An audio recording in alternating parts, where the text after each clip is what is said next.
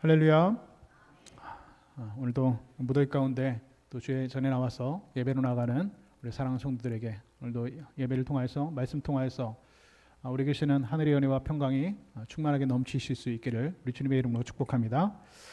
1933년 23살의 한 청년이 뉴욕의 방송국 문을 열고 들어갔습니다. 그 청년의 이름은 조지 베벌리 쉐아라고 하는 청년입니다. 이 청년은 목사님의 아들이었는데요. 어려서부터 노래를 잘했고 또 사춘기가 지나고 변성기가 지나서부터는 아주 깊고 풍성한 그런 바리톤 음성을 가지고 있는 사람이었습니다.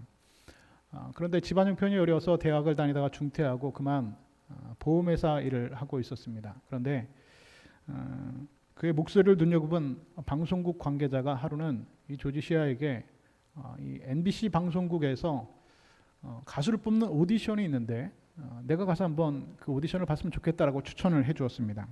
그런데 그 오디션은 미국 전역에서 방송하는 MBC 이 방송국에서 여는 대중가요 가수를 뽑는 그런 아주 큰 오디션이었습니다. 이 오디션에 참가한 쉐아는 정말로 놀랍게도 그 오디션에 당당하게 합격하게 되었죠. 이제 그 앞에는 명예와 안정된 수입과 그리고 수많은 사람들의 갈채와 박수가 기다리고 있었습니다. 그리고 그 모든 것을 얻을 수 있는 문이 그의 인생의 길 앞에 활짝 펼쳐져 있었습니다. 그럼에도 그의 마음 가운데는 한 가지 질문이 남아 있었다고 합니다. 내가 과연 이 길을 걷는 것이 맞는 것인가? 사람들의 박수를 얻는 동안 내가 놓치게 될 것은 없는가라고 하는 질문이 이 청년의 마음 가운데 머물게 되었다는 것이죠. 이 질문 앞에서 쉐아는 몇 달 전 집에 있는 피아노 위에 놓여져 있던 한 시가 생각이 났습니다. 어느 주일 아침에 그의 어머니가 레아 밀러가 쓴 시를 피아노 위에 올려두었는데 이 쉐아가 그 피아노 위에 올려둔 어머니가 피아노 위에 올려둔 그 시를 읽다가 그 시의 그 내용에 마음에 붙들리게 되었고 그 자리에서 피아노에 앉아서 그 시에 직접 곡을 붙여서 연주를 하기 시작했습니다. 그리고 그 곡의 첫 소절은 이렇게 시작합니다. 주 예수보다도 귀한 것은 없네. 우리가 방금 불렀던 찬송가 94장 그 찬송은 그렇게 이 땅에 처음 탄생하게 되었습니다. 쉐아는 피아노 앞에서 얼마든지 찬송을 부를 수는 있었습니다. 그러나 그의 갈림길에 선 지금 그는 노래가 아니라 그의 삶의 분명한 선택으로 고백해야 될 순간이 찾아왔습니다. 그 인생 가운데 NBC 프로그램의 전국 방송에 훌륭한 가수로 설 수 있는 문이 활짝 열려 있었고 돈과 명예와 그리고 사람들의 갈채와 박수와 인정이 그 문 너머에서 그를 기다리고 있었습니다. 그런데 쉐아는 그 모든 제안을 그 자리에서 거절했다고 합니다. 재능이 없어서가 아닙니다. 오디션에 떨어졌기 때문에 아닙니다. 갈 수 없는 길이어서가 아니라 갈 수 있는 길임에도 불구하고 그는 그 길을 가지 않았다는 것이죠. 그는 세상의 박수를 얻는 대신 세상의 명예와 돈을 얻는 대신 그리스도를 노래하는 길을 선택했습니다. 그리고 훗날 빌리 그레엄 목사님과 함께 세계 곳곳의 전도 집회에서 그는 평생 동안 복음을 노래하는 전도자의 삶을 살았다라고 말씀하고 있습니다. 쉐아에게 주 예수보다 더 귀한 것은 없네 라고 하는 그 고백은 단순한 찬송의 고백이 아니었습니다. 그 인생의 열린 문 앞에서 내려야 했던 그의 인생의 대답이었다라고 하는 것이죠. 그런데 오늘 본문의 베드로는 쉐아와 정반대편에 서서 예수님께 질문하고 있습니다. 오늘 본문 19장 27절은 이렇게 기록합니다. 이에 베드로가 대답하여 이르되 보소서 우리가 모든 것을 버리고 주를 따라 싸운데 그런즉 우리가 무엇을 얻으리이까? 사실 베드로는 정말 많은 것을 버렸습니다. 갈릴리 바닷가에서 그는 그가 가지고 있던 배를 버렸습니다. 그리고 그물도 버렸습니다. 고향도 떠나고 가족과 모든 것을 다 버리고 뒤로 한 채 예수님의 그 부르심에 따라서 예수님을 따라 나섰습니다. 그런데 시간이 지나서 어느 순간부터 베드로의 눈에 자신이 버린 것들이 다시 보이기 시작했다는 것이죠. 나는 배를 버렸고 나는 그물을 버렸고 가족과 내가 가지고 있는 모든 고향과 모든 것을 다 버리고 여기까지 왔다. 그런데 베드로가 시간이 지나서 자신이 이제까지 살면서 예수님을 따르면서 버렸던 것들을 세기 시작하니까 이제 받을 것이 궁금해지기 시작했습니다. 그래서 예수님께 묻는 것이죠. 우리가 모든 것을 버리고 주를 따랐사온데 이제 우리가 무엇을 얻으리이까? 이 질문에는 믿음도 있었지만 분명히 계산도 있었습니다. 헌신도 있었지만 보상에 대한 기대가 분명히 숨어 있었습니다. 베드로는 주님을 따르고 있었지만 마음 한편에는 아직도 장부 한 권을 마음속에 간직하고 있었다는 것이죠. 주님께서는 베드로의 그 마음을 모르지 않으셨습니다. 이미 알고 계셨습니다. 그럼에도 예수님께서는 베드로를 꾸짖지 않으시고 제자들의 받을 상급에 대해서 말씀하시고 그리고 이어서 주를 위하여서 집이나 가족이나 전토를 벌인 사람이 여러 배를 받고 영생을 상속하리라 그에게 말씀해 주셨습니다. 그리고 나서 예수님께서는 말씀 끝에 아주 의미심장한 경고를 하나 덧붙이셨습니다. 19장 20절 마지막 절은 이렇게 말씀합니다. 그러나 먼저 된 자로 나중되고 나중된 자로 먼저 될 자가 많으니라 말씀하셨습니다. 예수님께서는 한 이야기를 비유를 들어서 말씀하셨죠. 천국은 이와 같은 것이다 라고 하면서 말씀하셨습니다. 포도원 주인이 이른 아침에 장터에 나가서 품꾼들을 불렀습니다. 그는 품꾼들에게 하루에 한 데나리온을 약속하고 그 품꾼들을 포도원으로 들여보냈습니다. 주인은 제3시에도 나가고 9시에도 나갔다고 기록합니다. 유대인의 시간은 거기에서 6을 더하면 됩니다. 그러니까 제3시면 언제입니까? 9시죠. 오전 9시에도 나간 겁니다. 그리고 9시에도 나갔답니다. 그러니까 여러분 3시에도 나간 겁니다. 그리고 해가 다 이제 기울어져서 11시에도 그 포도원 주인은 그 장터에 나갔다고 합니다. 11시라고 하면 우리 시간으로 5시입니다. 6시가 되면 포도원 문이 닫는 것인데, 그러니까 그 일하는 시간이 끝나는 것인데 1시간 전인 11시, 다시 말해서 오후 5시에도 해가 질 그 5시에도 그 포도원 주인은 장터로 나갔다는 것이죠. 그런데 그곳에는 아직도 아무에게도 선택받지 못한 사람들이 그 장터에 기다리고 있었습니다. 마태복음 20장 6절과 7절 말씀 이렇게 기록합니다. 제12시에도 나가보니 서 있는 사람들이 또 있는지라 이르되 너희는 어찌하여 종일토록 놀고 여기 서 있느냐 이르되 우리를 품꾼으로 쓰는 이가 없음이니이다. 이르되 너희도 포도원으로 들어가라 하니라. 여러분 오후 5시에 장터에 남아있는 사람들 여러분 어떤 사람들일까요? 누구에게도 선택받지 못한 사람입니다. 수많은 주인들이 와서 일꾼들을 픽업해서 선택해서 데려갔을 텐데 이 사람들은 거기에 들지 못했던 사람들입니다. 경쟁에서 뒤처진 사람들입니다. 선택받지 못한 사람들입니다. 이들이 게으른 사람들이 아닙니다. 종일 기다렸지만 아무도 불러주지 않았기 때문에 그 자리에 있는 사람입니다. 그렇다면 먼저 선택된 사람들은 어떤 사람이겠습니까? 힘센 사람이겠죠? 젊은 사람이겠죠. 그런데 이들은 젊지도 않고 힘도 없었습니다. 기술도 특별히 없었습니다. 그래서 누구에게도 선택받지 못하고 오후 5시까지 그 장터에서 기다리고 집에 가지 못한 사람입니다. 그렇다면 여러분 이 사람들은 지금 어떤 사람들입니까? 하루 일당을 받지 못하면 저녁에 가족들에게 들고 갈 빵 한 덩어리를 사지 못하는 사람들입니다. 아마도 그 집 식구들은 그 사람이 그날 일을 하지 못하게 되어서 그 저녁을 굶을 수도 있는 그런 상황입니다. 그런데 제11시에 오후 5시에 1시간 전에 포도원 주인이 그들에게 와서 이렇게 말합니다. 너희도 포도원으로 들어가라.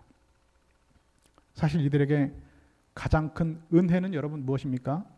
한 데나리온을 주인에게 받는 것보다 이들에게 더 큰 은혜는 자신들을 불러준 주인을 만나게 된 것입니다. 저녁이 되어서 품삯을 받을 시간이 되었습니다. 주인은 제11시에 온 사람부터 불렀습니다. 청지기에게 이르되 나중에 온 사람부터 먼저 불러서 삭슬 주라 했습니다. 이상하죠? 먼저 온 사람부터 삭슬 주는 것이 맞을 것 같은데 주인은 청지기에게 이상하게도 나중에 온 사람들, 다시 말해서 언제 온 사람입니까? 11시, 1시간 전, 그 5시에 장터에서 온 사람들 먼저 삭슬 주라고 했습니다. 그리고 그 사람들에게 얼마를 줬습니까? 약속한 대로 한 데나리온을 주었습니다. 그런데 문제는 먼저 온 사람, 다시 말해서 오전 9시에 그 포도원에 들어온 그 먼저 온 사람들이 그 모습을 보고 생각했다는 겁니다. 1시간만 일한 사람이 한 데나리온을 받았다면 그렇다면 나는 얼마를 받을 수 있을 것인가 라고 생각하는 겁니다. 여러분 한번 우리가 상식적으로 생각해 보시죠. 1시간 일하는 사람이 한 데나리온을 받았다면 여러분 9시간을 일한 사람은 여러분 몇 데나리온을 받는 거 맞습니까? 9데나리온 받는 게 맞지요. 이 사람은 오전 9시부터 온 사람들입니다. 1시간 일한 사람이 한 데나리온 받으면 우리는 훨씬 더 많은 데나리온을 받는 것이 맞겠다라고 생각하고 은근히 기대하고 있었습니다. 그런데 그들에게 먼저 온 사람들에게 주인이 준 돈은 얼마였습니까? 역시 똑같이 한 데나리온이었습니다. 그러자 성경 그들이 원망했다고 기록합니다. 본문 20장 11절과 12절의 말씀입니다. 받은 후 집주인을 원망하여 이르되 나중은 이 사람들은 1시간밖에 일하지 아니하였거늘 그들은 종일 수고하며 더위를 견딘 우리와 같게 하였나이다. 우리와 같게 하였다고 이들은 원망하고 있습니다. 먼저 온 사람들은 아침부터 뜨거운 햇볕 아래에서 열심히 일을 했습니다. 수고했습니다. 나중 온 사람보다 훨씬 더 이 사람들은 많은 시간 동안 훨씬 더 수고를 했습니다. 그러나 주인은 그들에게 약속을 어긴 것은 결코 아닙니다. 처음 품꾼들이 약속한 한 데나리온은 그대로 받게 되었습니다. 그런데 여러분 이 사람들이 먼저 온 이 사람들이 화가 난 이유가 무엇입니까? 원망하는 이유가 무엇입니까? 자신들이 적게 받았기 때문이 결코 아닙니다. 그들은 약속한 대로 주인에게 한 데나리온을 분명히 받았습니다. 이들이 화가 난 것은 자신들이 적게 받았기 때문이 아니라 나중 온 사람들이 자신들과 똑같은 은혜를 받았기 때문이라는 것입니다. 이것이 오늘 이 비유가 우리에게 말하고 있는 분명한 딜레마입니다. 예전에 제가 홍콩에서 사역을 할 때 청년부 부회장으로 섬기던 자매가 청첩장을 카톡으로 보냈습니다. 보니까 결혼을 한다는 겁니다. 그래서 보니까 결혼식 장소가 강남에 무슨 채플이라고 써 있더라고요. 그래서 기쁜 마음으로 저희 부부가 그 결혼식에 참석을 하기로 했습니다. 여러분 강남에 있는 결혼식장에 가서 그 결혼식을 참석하려면 그럼 축의금을 얼마 정도 내는 게 좋을까요? 네. 제 생각에는 그래도 두 사람이 가는데 5만 원 내고 가는 거는 너무 좀 아니다 싶어서 두 사람이 10만 원을 가지고 그 결혼식에 축의금을 내었습니다. 결혼식을 가서 보니까 와, 결혼식장이 호텔이 아니에요. 무슨 채플이라고 하더라고요. 결혼식만 하는 채플인데 나중에 알고 보니까 그 결혼식장이 대한민국에서 제일 비싼 결혼식장이라고 하더라고요. 예배당 이게 채플인데 이렇게 생겨가지고요. 얼마나 멋있게 생기고 크고 화려한 결혼식장인지 모릅니다. 아주 성대하게 결혼식을 하게 하고 있었습니다. 결혼식장을 잘 마치고 그리고 나서 식사를 하게 되었는데 식사를 하다 보니까 깜짝 놀랐습니다. 일반적으로 결혼식을 하면 뭐 뷔페를 우리가 먹지 않습니까? 그런데 가니까 뷔페가 아니에요. 뷔페도 이미 쫙 차려져 있지만 한 사람 한 사람마다 다 스테이크 정식을 주는 거예요. 스타트부터 시작해가지고 스테이크를 주고 나중에 후식까지 풀코스로 내줍니다. 보니까 딱 봐도 이건 한 사람이 10만 원 훨씬 넘는 그런 메뉴였습니다. 그래도 맛있게 스테이크 정식을 저희 두 부부가 먹고 나왔습니다. 맛있게 식사를 마치고 나오는데 답례품까지 줍니다. 한 사람이 하나씩 아주 꽤 좋아 보이는 텀블러까지 선물로 받았습니다. 두 사람이 10만 원 내고 그보다 훨씬 더 비싼 식사 대접을 받고 선물까지 받았으니까 너무너무 감사했습니다. 그런데 주차장에 차를 빼고 나오려고 하니까 주차비가 10,000원이 넘게 나왔습니다. 강남이니까 그럴 수 있죠. 그때 제가 주차비를 내면서 뭐라고 했는지 아세요? 이렇게 얘기했습니다. 야, 이 결혼식 다 좋은데 주차비를 안 내주는 게 문제네. 이렇게 말을 했다는 거죠. 이런 뭐가 문제입니까? 우리는 때때로 이미 받은 큰 은혜보다 아직 받지 못한 작은 것 하나를 더 크게 바라보게 됩니다. 비싼 식사를 대접받고 선물까지 받아놓고도 주차비 10,000원 때문에 잔치 전체를 서운하게 기억하는 것이죠. 받은 은혜를 헤아리기 시작하면 여러분 감사가 시작되지만 받지 못한 것을 계산하기 시작하면 언제든지 원망이 생길 수 있습니다. 먼저 온 자들 아침부터 이 포도원에 들어온 사람들은 약속한 한 데나리온 분명히 받았습니다. 주인은 그들에게 아무것도 빼앗지 않고 약속을 어기지도 않았습니다. 그런데 그들은 원망하고 있습니다. 왜냐하면 나중 온 사람들이 자신들과 똑같이 한 데나리온을 받는 순간 자신들이 받은 은혜는 보이지 않고 받지 못한 것만 보이기 시작했기 때문입니다. 결혼식에서 받은 풍성한 대접은 있고 주차비 때문에 그 서운했던 것만 기억했던 사람처럼 그들은 포도원에서 불러오신 은혜와 약속대로 받은 품삯은 잊어버리고 자신들이 더 받지 못한 것만 마음속에 계산하게 되었다는 것입니다. 여러분, 은혜는 언제나 부족해서 원망으로 바뀌는 것이 결코 아닙니다. 계산하기 시작할 때 은혜는 언제나 원망으로 얼마든지 변할 수 있습니다. 오늘 이 비유는 베드로의 질문을 비추는 거울이 되죠. 우리가 무엇을 얻으리이까? 베드로는 주님과 동행하면서 이미 가장 귀한 것을 받고 있었지만 자신이 버린 것을 계산하는 순간 아직 받지 못한 보상을 바라보기 시작하게 되었습니다. 베드로는 주님과 동행하는 은혜보다 자신이 얼마나 많이 버렸는지를 계산하게 되었습니다. 계산이 시작되니까 제자의 길이 여러분 은혜의 길이 아니라 바로 품삯을 기다리는 노동이 되고 말았다는 것입니다. 여러분, 우리도 신앙생활 오래 하다 보면 얼마든지 우리 마음에도 이런 마음의 장부들이, 베드로와 같은 마음의 장부들이 우리 마음 가운데도 생길 때도 있습니다. 내가 교회를 몇 년이나 섬겼는데, 내가 얼마나 많은 시간을 들였는데, 내가 남모르게 감당한 일들이 얼마나 많이 있는데, 물론 충성은 귀하고 헌신은 아름답습니다. 하나님께서 우리의 수고를 잊지 않으신다 오늘 말씀하셨습니다. 그러나 충성이 계산으로 바뀌고 헌신이 공로가 되어서 다른 사람들이 받은 은혜 앞에서 원망한다면 우리는 포도원 안에 있으면서도 주인의 마음을 잃어버리게 되고 만다는 사실입니다. 주인은 원망한 품꾼에게 이렇게 말씀합니다. 13절과 14절 말씀입니다. 주인이 그 중에 한 사람에게 대답하여 이르되 친구여 내가 네게 잘못한 것이 없노라. 내가 나와 한 데나리온을 약속하지 아니하였느냐. 내 것이나 가지고 가라. 나중에 온 이 사람에게 너와 같이 주는 것이 내 뜻이니라. 여러분, 오늘 포도원 주인은 원망하는 이 사람들에게 친구여라고 부르면서 다시 이야기하고 있습니다. 나중에 온 이 사람에게 너와 같이 주는 것이 내 뜻이니라 말씀하고 있습니다. 여러분, 이 비유의 중심, 오늘 이 포도원 품꾼의 비유의 중심은 여러분 임금 계산법이 결코 아닙니다. 은혜로 사람을 부르는 주인의 마음을 오늘 우리에게 말씀하고 있습니다. 주님께서는 이 비유를 말씀하시면서 뭐라고 말씀하십니까? 천국은 마치 포도원 품꾼의 주인과 같다라고 말씀하고 있습니다. 포도원이 천국이 아니라는 겁니다. 포도원 그 자체가 천국이라고 보다 포도원의 주인의 마음이 포도원 주인과 같다라고 성경은 말씀하고 있습니다. 주인은 아침에 한 번 나가고 끝내지 않았습니다. 3시에도 나갔고 9시에도 나갔고 11시에도 나갔습니다. 해가 저무는 11시에도 장터에 나가서 사람들을 모았습니다. 이유는 단 하나입니다. 그것은 무엇입니까? 아직도 부름받지 못한 사람이 그 자리에 남아있기 때문에 주인은 오후 5시에도 1시간이 남았음에도 불구하고 그 장터에 나갔던 것입니다. 사람들은 쓸만한 사람들을 찾지만 하나님께서는 끝까지 남은 사람들을 찾아가십니다. 세상은 늦었다고 말하지만 하나님께서는 아직 끝나지 않았다고 말씀하십니다.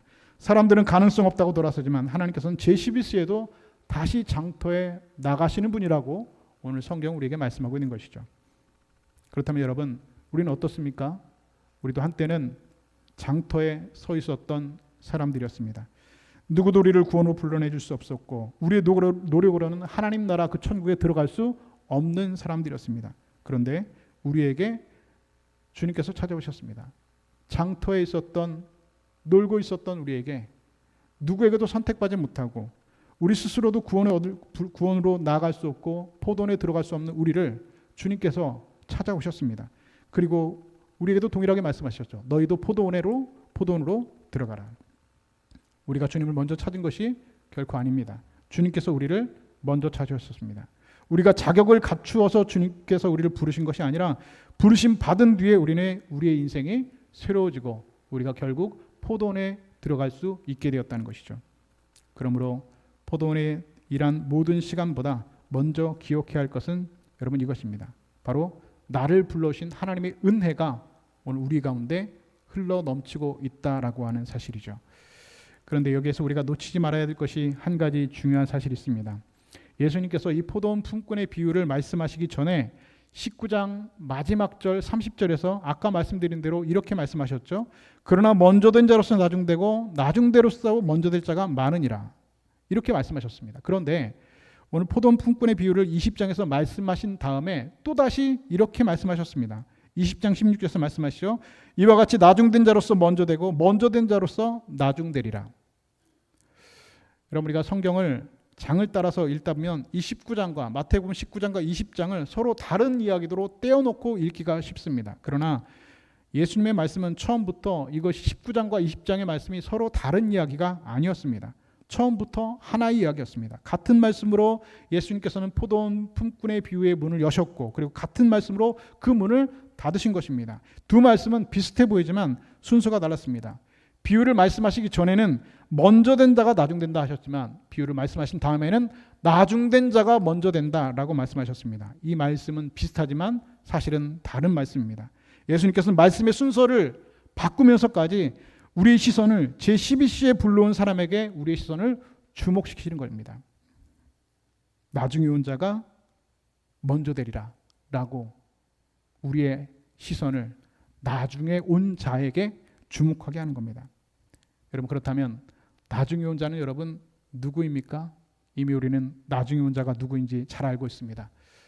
오후 5시에 누구에게도 선택받지 못하고 오늘 일하지 못하면 집에 빈손으로 돌아갈 수밖에 없는, 우리 스스로는 포도원에 들어갈 수도 없고 누가 불러주기 전에는, 우리를 선택하여 주기 전에는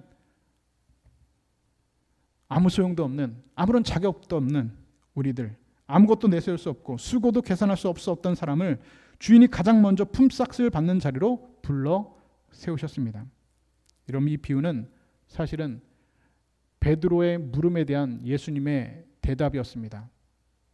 우리가 이렇게 수고하는데 우리가 받을 것이 무엇입니까? 라고 하는 대답으로 예수님께서는 이 품꾼의 비유를 통해서 베드로에게 대답하신 것입니다.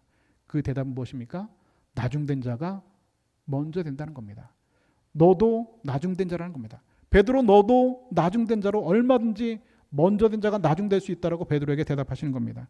여러분, 먼저 온 사람이 나중된 것은 먼저 왔기 때문이 결코 아닙니다. 자신의 수고가 은혜가 아니라 권리로 계산했기 때문입니다. 반대로 나중 온 사람이 먼저 된 것은 그가 늦게 왔기 때문이 결코 아닙니다. 자신의 수고를 계산할 것이 없기 때문에 잘 불러주신 그 주인의 은혜를 그는 온전히 의지했기 때문입니다. 그러나 여러분, 이 비유를 더 깊이 바라보면 또 한 가지 질문이 생깁니다.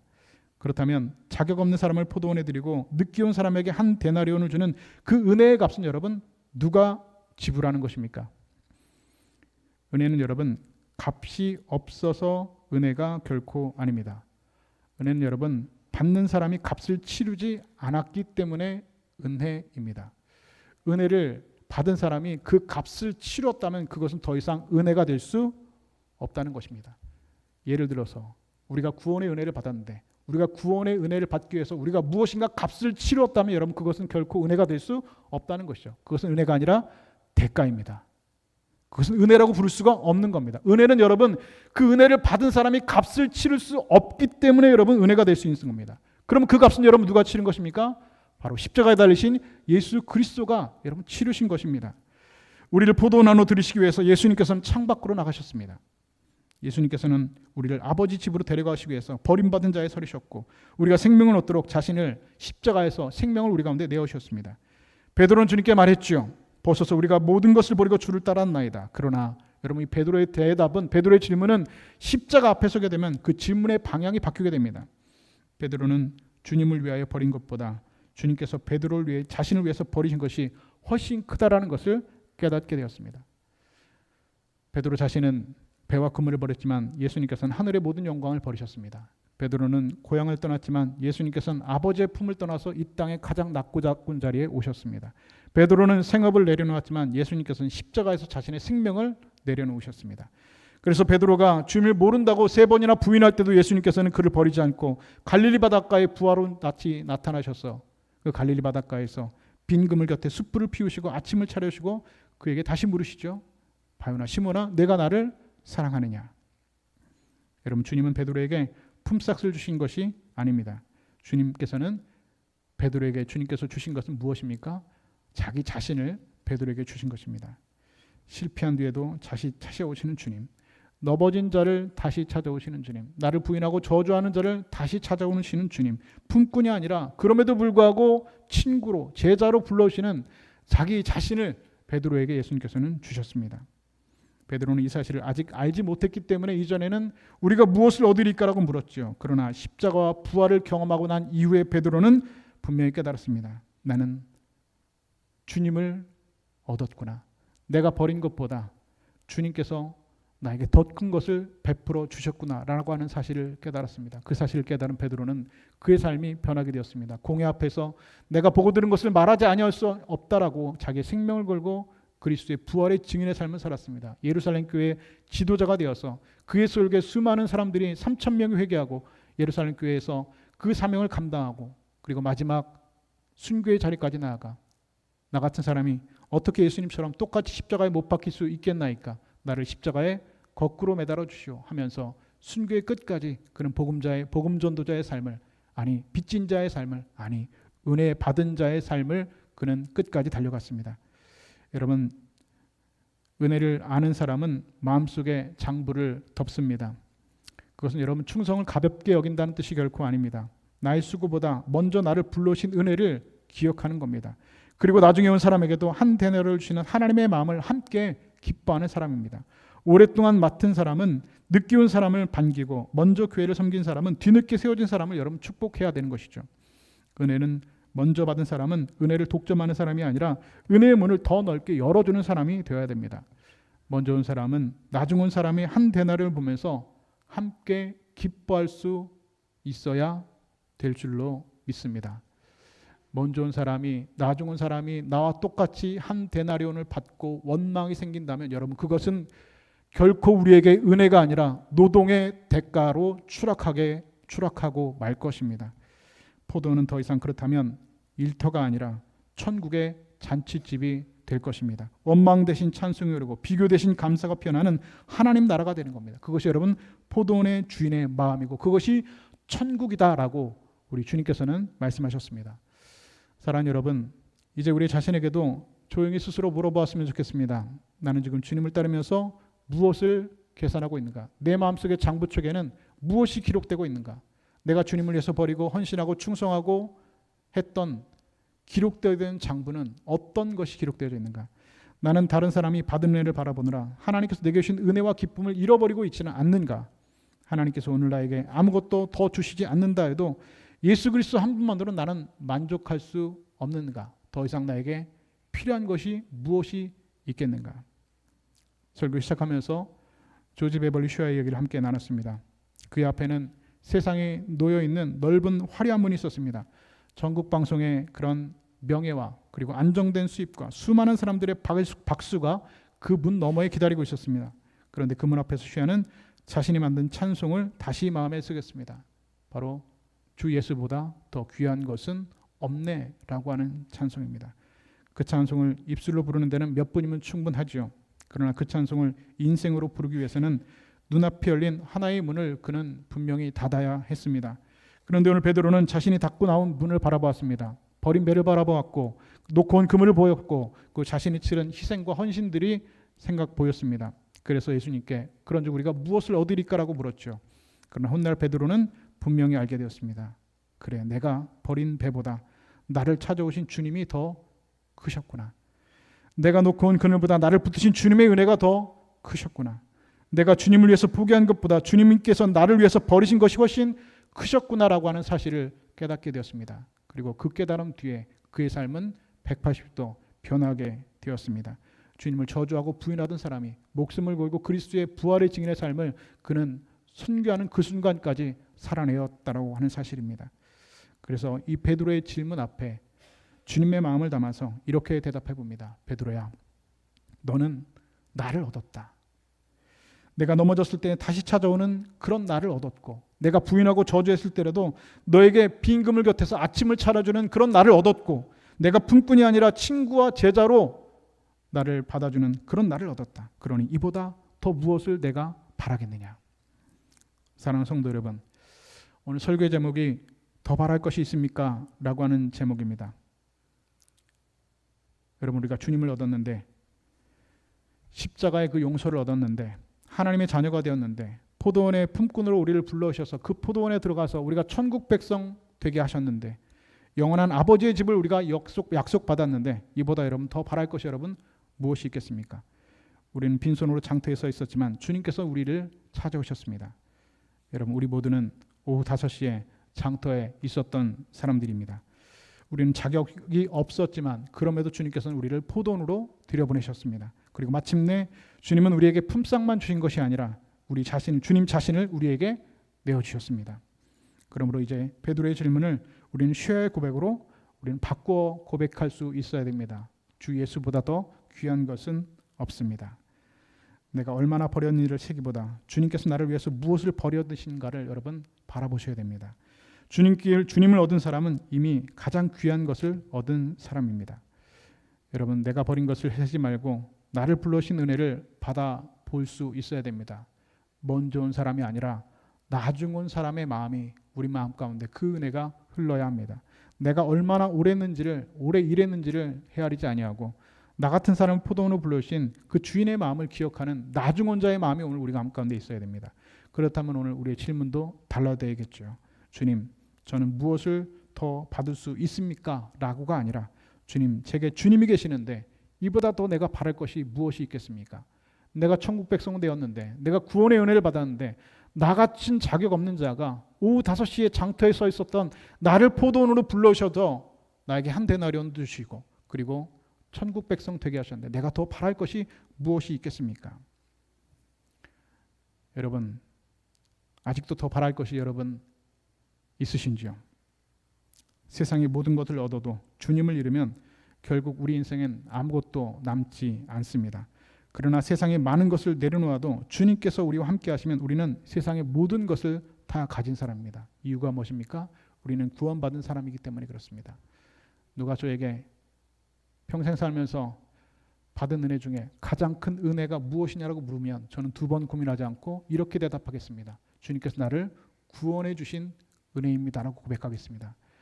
여러분, 이 고백은 저의 고백뿐만 아니라 우리 모두의 고백이 되어야 될 줄로 믿습니다.